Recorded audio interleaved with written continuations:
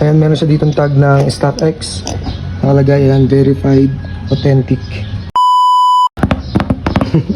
Ganito yun eh. Yun. So yun, quick unboxing lang tayo ng aking Jordan na regalo sa akin ni Mrs. for Father's Day.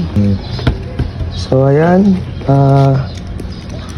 ito po ay Jordan 1 Golf Chicago. Ayan, bakit siya Golf? Mamaya ako explain. Ayan, meron siya ditong tag ng StockX.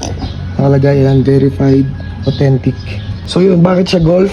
Limited edition siya kasi yung logo niya is Golf. Ayan, hindi kagaya ng regular na Jordan 1 Chicago na hindi ganito yung andito Nike nakalagay dito.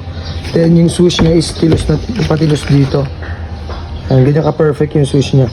Unlike dun sa regular Chicago, kaya hindi ko siya trip kasi pabilog. Pabilog din yung ganito niya, yung dulo. Pag ganun. Kaya hindi ko siya trip. Then yung ilalim niya, ganito kakapal yung outsole. Golf yung nakalagay. Kasi pang golf talaga siya.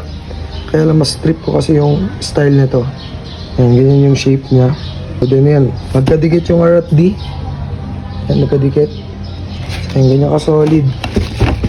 Quick lang unboxing para sa gift sa akin ni Mrs. sa Father's Day. Ayan.